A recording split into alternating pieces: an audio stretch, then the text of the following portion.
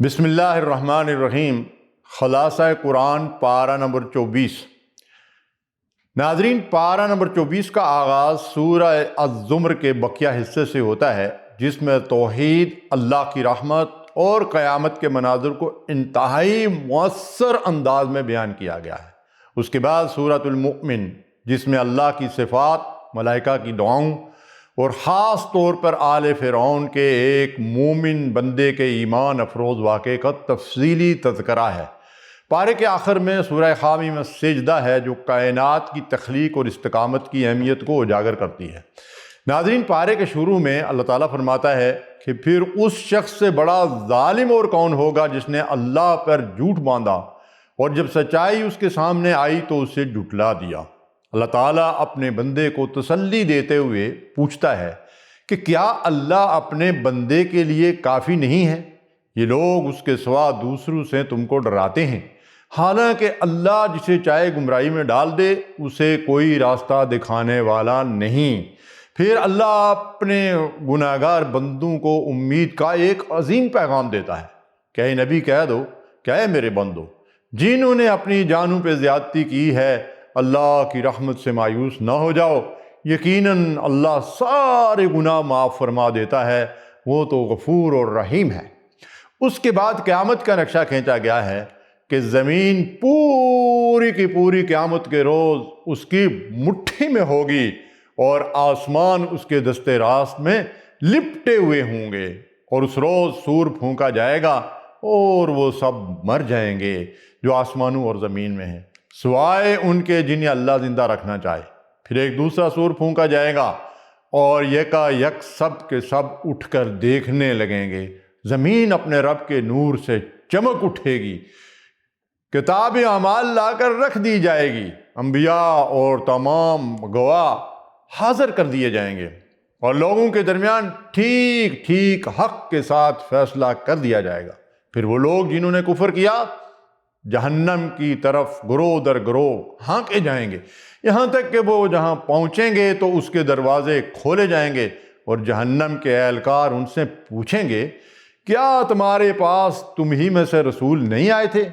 وہ کہیں گے ہاں آئے تھے، مگر عذاب کا فیصلہ کافروں پر چپک گیا۔ پھر ان سے کہا جائے گا کہ داخل ہو جاؤ جہنم کے دروازوں میں، یہاں اب تمہیں ہمیشہ رہنا ہے۔ اور جو لوگ اپنے رب کی نافرمانی سے پرہیز کرتے تھے انہیں گروہ در گروہ جنت کی طرف لے جایا جائے گا، یہاں تک کہ جب وہ وہاں پہنچیں گے اور اس کے دروازے پہلے ہی کھولے جا چکے ہوں گے تو اس کے منتظمین ان سے کہیں گے سلام ہو تم پر، بہت اچھے رہے، داخل ہو جاؤ اس میں ہمیشہ کے لیے۔ ناظرین، اس کے بعد سورۃ المؤمن کا آغاز ہوتا ہے۔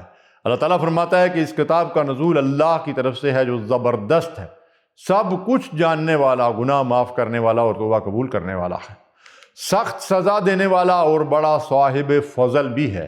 اللہ تعالیٰ عرش اٹھانے والے فرشتوں کا ذکر کرتا ہے کہ عرش الہی کے حامل فرشتے اور وہ جو عرش کے گرد پیش پیش اور حاضر رہتے ہیں، سب اپنے رب کی حمد کے ساتھ اس کی تسبیح کر رہے ہیں اور ایمان لانے والوں کے حق میں دعائے مغفرت کرتے ہیں کہ اے ہمارے رب، تو اپنی رحمت اور اپنے علم کے ساتھ ہر چیز پر چھایا ہوا ہے، پس معاف کر دے اور عذاب دوزخ سے بچا لے ان لوگوں کو جنہوں نے توبہ کی ہے اور تیرا راستہ اختیار کیا ہے۔ پھر قیامت کے دن کی ہولناکی بیان کی گئی کہ جب سب لوگ بے پردہ ہوں گے اور پکار کر پوچھا جائے گا کہ آج بادشاہی کس کی ہے، سارا عالم پکار اٹھے گا اللہ واحد قہار کی۔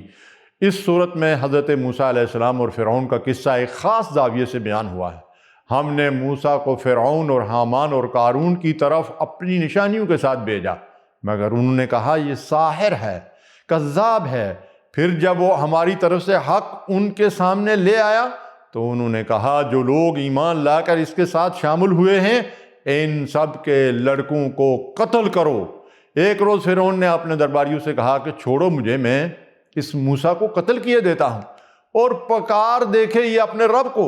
اس موقع پر آل فرعون میں سے ایک مومن شخص جو اپنا ایمان چھپائے ہوئے تھا بول اٹھا کہ کیا تم ایک ایسے شخص کو صرف اس بنا پر قتل کر دو گے کہ وہ کہتا ہے میرا رب اللہ ہے؟ حالانکہ وہ تمہارے رب کی طرف سے تمہارے پاس بینات یعنی روشن نشانیاں اور دلائل لے کر آیا ہے۔ اس مومن نے اپنی قوم کو خبردار کرتے ہوئے کہا کہ اے میری قوم کے لوگو، آج تمہیں بادشاہی حاصل ہے اور زمین میں تم غالب ہو، لیکن اگر خدا کا عذاب ہم پر آ گیا تو پھر کون ہے جو ہماری مدد کو آئے گا؟ اور اے قوم، مجھے ڈر ہے کہ کہیں تم پر فریاد و فغاں کا دن نہ آ جائے جب تم ایک دوسرے کو پکارو گے اور بھاگے بھاگے پھرو گے، مگر اس وقت اللہ سے بچانے والا کوئی نہ ہوگا۔ آخرکار اللہ نے اس مرد مومن کو ان تمام چالوں سے بچا لیا جو وہ چل رہے تھے، اور فرعون کے ساتھی خود بدترین عذاب کی پھیر میں آ گئے۔ دوزخ کی آگ ہے جس کے سامنے وہ صبح و شام پیش کیے جاتے ہیں، اور جب قیامت کی گھڑی آ جائے گی تو حکم ہوگا کہ آل فرعون کو شدید تر عذاب یعنی جہنم میں داخل کر دو۔ پھر جہنم کے اندر ہونے والے جھگڑوں کا ذکر ہے، جب کمزور لوگ بڑے بننے والوں سے کہیں گے ہم تمہارے تابع تھے، اب کیا یہاں تم نار جہنم کی تکلیف کے کچھ حصے سے ہم کو بچا لو گے؟ وہ جواب دیں گے کہ ہم سب یہاں ایک حال میں ہیں۔ پھر یہ لوگ جہنم کے اہلکاروں سے کہیں گے اپنے رب سے دعا کرو کہ ہمارے عذاب میں بس ایک دن کی تخفیف کر دے۔ وہ پوچھیں گے کیا تمہارے پاس تمہارے رسول بینات لے کر نہیں آتے رہتے تھے؟ وہ کہیں گے کہ ہاں۔ تو جہنم کے اہلکار بولیں گے پھر تو تم ہی دعا کرو۔ ناظرین، سورت کے آخر میں اللہ تعالیٰ فرماتا ہے تمہارا رب کہتا ہے مجھے پکارو، میں تمہاری دعائیں قبول کروں گا۔ ناظرین، پارے کے آخر میں سورہ حامیم السجدہ ہے۔ اللہ تعالیٰ فرماتا ہے کہ یہ خدائے رحمان اور رحیم کی طرف سے نازل کردہ چیز ہے، ایک ایسی کتاب جس کی آیات خوب کھول کر بیان کر دی گئی ہیں، بشارت دینے والا اور ڈرا دینے والا، مگر ان لوگوں میں سے اکثر نے اس سے روگردانی کی اور وہ سن کر نہیں دیتے۔ اللہ تعالیٰ اپنی قدرت تخلیق بیان کرتے ہوئے ارشاد فرماتا ہے کہو کیا تم اس خدا سے کفر کرتے ہو اور دوسروں کو اس کا ہمسر ٹھہراتے ہو جس نے زمین کو 2 دنوں میں بنا دیا، اس نے اوپر سے اس پر پہاڑ جما دیے اور اس میں برکتیں رکھ دی اور اس کے اندر سب مانگنے والوں کے لیے خوراک کا سامان مہیا کر دیا۔ پھر وہ آسمان کی طرف متوجہ ہوا جو اس وقت محض دھواں تھا، اس نے آسمان اور زمین سے کہا کہ وجود میں آ جاؤ، خواہ تم چاہو یا نہ چاہو۔ دونوں نے کہا ہم آ گئے فرمانبرداروں کی طرح۔ تب اس نے 2 دن کے اندر 7 آسمان بنا دیے۔ پھر عاد اور سمود کا انجام یاد دلایا گیا ہے۔